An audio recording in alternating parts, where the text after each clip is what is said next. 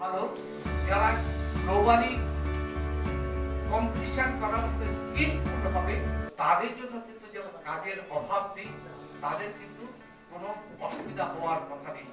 যাই হোক, আমরা সবাই এই পজিটিভ অ্যাপ্রোচ নিয়ে আমরা সেই স্বপ্ন নিয়ে এগিয়ে যাব, কারণ স্বপ্ন না দেখলে কেউ কিন্তু বাঁচতে পারে না, ভালোভাবে বাঁচতে পারে না। সবাইকে ধন্যবাদ জানিয়ে আমি আমার বক্তব্য শেষ করছি।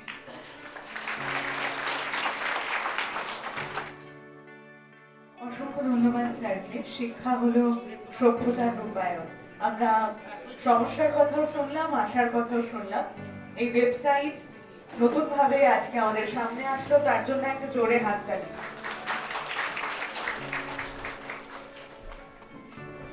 এবারে আমি অনুরোধ করব বক্সিরহাট কলেজের অধ্যক্ষ ডক্টর দেবজ্যোতি দত্ত মহাশয়কে আজকের এই বিষয় সম্বন্ধে কিছু বলবেন। আমার 18 বছর ধরে ছাত্র কলেজে পড়ানোতে, এবিএনসি কলেজে পড়ানোতে বা অন্যান্য কখনো জায়গায়ও আমি পড়াই, যেরকম discussion forum for online teaching, এটা department of science and technology government of ইন্ডিয়ার একটা ফোরাম। সেখানে আমি ভলেন্টিয়ারলি পড়াই এবং একুশিয়া রিসার্চ ইউনিভার্সিটি, যেটা আমেরিকার, সেখানেও আমি ফ্রিলি পড়াই।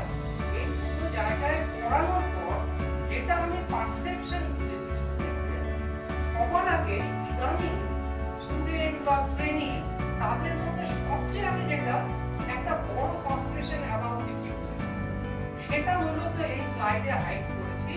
আমি মূলত সাউথ ইস্ট এশিয়ান কান্ট্রি, আপনি লক্ষ্য করে দেখুন এখানে ইন্ডিয়াতে আমরা দেখাচ্ছি যে 15 থেকে 35 ইয়ার্স, এই যে এজটা 2020 তে দেখতে পাচ্ছি 33.84% হচ্ছে।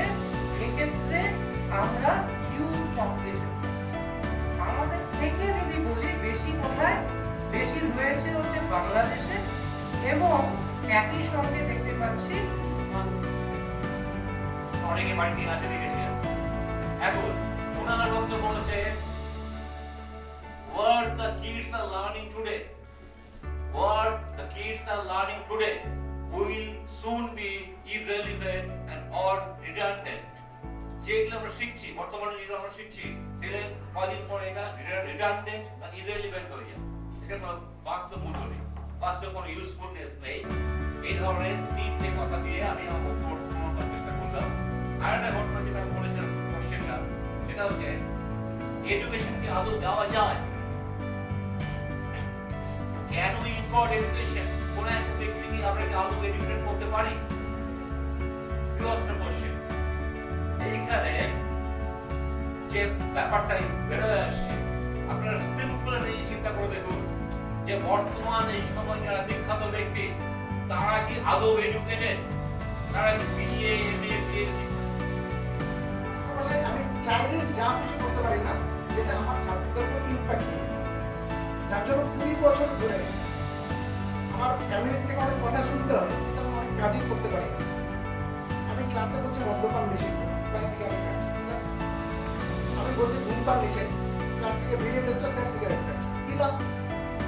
সো আমার action and word must be same. আমি যেটা করবো সেটা বলবো, সেটা করবো, আর যেটা করবো না সেটা বলবোই না। That is the personal, it is personal. So এইবার হচ্ছে রাম আর রাবণের কথা। রাবণ হচ্ছে বিদ্বান, বিরাট এডুকেটেড, ওয়েল এডুকেটেড, একদম ডেভেলপ, মানে চরম ডিগ্রিধারী রাবণ। আর রাম হচ্ছে বিদ্যাবান, মানে শিক্ষিত কিন্তু tested, justified, organised and culture, well culture. So বিদ্বান তো সবাই হয়, বিদ্যাবান কজন হয়? সেজন্য শেষ পর্যন্ত জয়ী কারা হয়? যারা বিদ্যাবান আর বিদ্বান, যেটা বিদ্যাবানই জয়ী। বিদ্যা দদাতি বিনয়, বিনয়া ইয়াতি পাত্রতা, পাত্রোৎপাদ ধনম আপ্নতি, ধনাৎ ধর্মঃ ততঃ সুখ। মানে সুখ কত সহজ জিনিস নয়, যেটা আমরা ভাবি। এবং সবচেয়ে ইন্টারেস্টিং, যত কষ্ট করে আমরা সুখ অর্জন করি, সেটা কিন্তু খুব নিমেষেই চলে যায়। সো প্রথম ডিসিশন, আমরা বিদ্বান হবো না বিদ্যাবান ফার্স্ট সেশন আমরা এখানটাতে একটু পজ করছি। এখন সবার জন্যই লাঞ্চের ব্যবস্থা করা আছে, লাঞ্চ হবে 45 মিনিটস, তারপরে আবার সেকেন্ড সেশন আমরা শুরু করব। এর মাঝেই আমাদের মাঝে যারা রেসপেক্টেড, যারা রিসোর্স পার্সন যারা উপস্থিত হয়েছেন, আমাদের তরফ থেকে, আমাদের কলেজের তরফ থেকে একটা ছোট উপহার, আমাদের কোচবিহারের ঐতিহ্য রাজচক্র। এই রাজচক্রের আমরা প্রত্যেকের হাতে আমরা তুলে দেবো আমাদের কলেজের তরফ।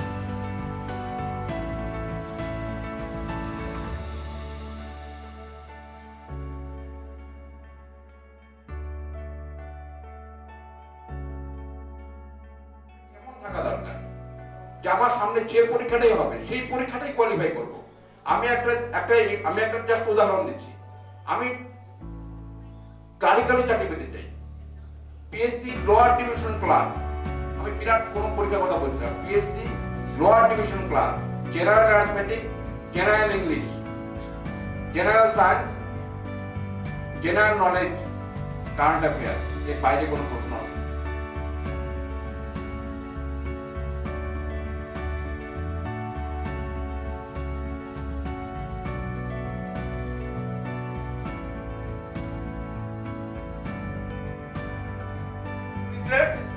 তেওঁলোকৰ যিটো পঢ়িব লাগে নম্বৰ মাৰ্কছ পাইছে, কিমান পাইছে? 90%, 80%, 90% মাৰ্ক ইয়াৰ সন্তুষ্ট নহয়, যে আৰু অলপ ভাল হ'লে, বেছি হ'লে ভাল হ'লেহেঁতেন।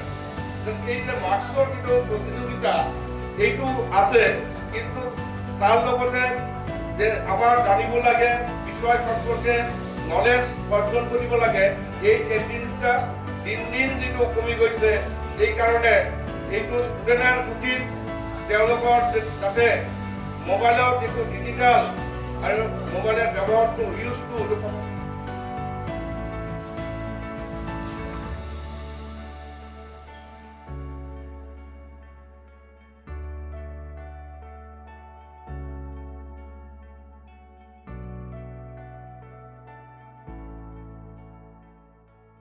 একটা ভাইস ভার্সা ব্যাপার। এখানে কিন্তু পার্টিসিপেশনটা, প্রত্যেকের পার্টিসিপেশনটা অত্যন্ত জরুরি। কারণ আমি আজ অব্দি এরকম সেমিনার মানে অন্তত আমি দেখিনি যে প্রথম থেকে শেষ অব্দি হল পরিপূর্ণ রয়েছে। এটা কিন্তু বোধহয় মানে এটা বোধহয় এক বলবো যে এর থেকে বড় অ্যাচিভমেন্ট বোধহয় আর কিছু হয় না। রিয়েলি তোমাদের মানে হিউজ অ্যাপ্রোচ তোমাদের জন্য প্রাপ্য। তোমরা এভাবে এগিয়ে যাও, টিম ওয়ার্ক করো, নিশ্চয়ই প্রতিষ্ঠানটা এগিয়ে যাবে। যেন আমরা গর্বের সাথে বলতে পারি যে Tufanganj college of education is really a glorious academic institution.